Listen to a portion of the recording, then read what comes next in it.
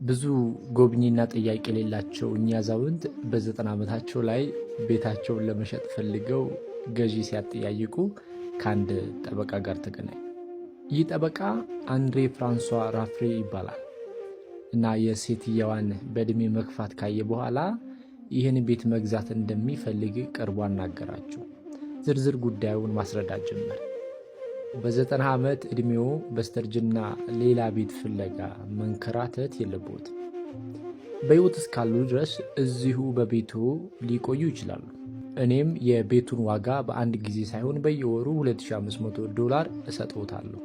ከእርሶ የሚጠበቀው ከዚህ ዓለም በሞት ሲለዩ ይህን ቤት ለእኔ ያወርሱኛል አላቸው።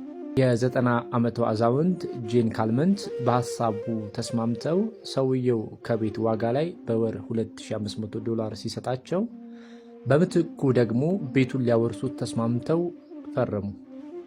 አቅመ ደካማዋ አዛውንት ጄን በዕድሜም ሆነ በሕመም ምክንያት ይህንን ውል በፈጸሙ በወርም ሆነ በ6 ወር ቢሞቱ ጠበቃው መሃል ፓሪስ የሚገኘውን ይህንን የሴትዮዋን ቤት ይወርሳል። 1 ወር ሞላ። ጠበቃውም ወርሃዊ ክፍያውን 2500 ይዞ መጣ።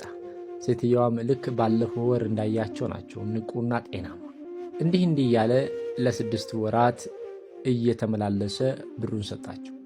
ወይዘሮ ጄን በስተርጅና በጣለላቸው ሰው በሚሰጣቸው ገንዘብ የሚወዱትን ወይንና ምግብ እያገኙ በራሳቸው ቤት ሆነው እርጅናን እያጣጣሙ ነው።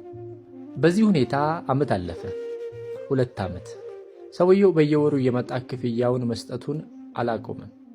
የሴትየዋን መድከምና በዕድሜ መክፋት ግምት ውስጥ በማስገባት በቅርብ ሞተው ቤቱን አገኛለሁ ብሎ ያሰበው ጠበቃ እንዳሰበው ሳይሆን በየወሩ እየከፈለ 5 ዓመት ሆነ። 6 ዓመት፣ 7፣ 10 ዓመት አለፈ። አዛውንቷ ሴት አሁንም በሕይወት አሉ። እንዲህ እያለ 20 ዓመት ሞላ። ሰውየውም ውል በገባው መሰረት በየወሩ እየመጣ እየሰጠ 20ም አልፎ 25 ዓመት ሆነ። በዚህ ወቅት ግን ሰውየው ለዓመታት የከፈለው ገንዘብ ከቤቱ ዋጋ በልጦ ነበር። የ47 ዓመት ጎልማሳ ያለ ላገኛቸው የ90 ዓመት አዛውንት የቤቱን ዋጋ በአንድ ጊዜ ከመክፈል ይልቅ ያንን መሳይ ተንኮል ያለበትን ውል ሲፈርም አዛውንቷ ደክመዋልና በቅርብ ይሞታሉ በማለት ነበር። ጠበቃው ያሰበው ሳይሆን ቀርቶ አዛውንቷ የ116ኛ ዓመት የልደት በዓላቸውን አከበሩ። በዛው ዓመትም ራሱ ባመጣው ሕግ ተገዶ የማያውቃቸውን አዛውንት ሲጦር የኖረው ይህ ሰው በ73 ዓመት ዕድሜው ከሴትየዋ ቀድሞ በሞት ተለየ። አስባችሁታል? የሞታችሁን ቀን የሚቆርጥ ጠላታችሁ ቀለባችሁን ሲሰፍር፣ ወጥመድ ያዘጋጀላችሁ ሰው የእናንተ ቀለብ አቅራቢ ሆኖ ሲቀር። ወዳጄ የሰውን ንብረት አትመኝ፣ በማንም ላይ ብልጥ አትሁን። ከአንተ በላይ ጠቢብና ብልጥ እግዚአብሔር አለ።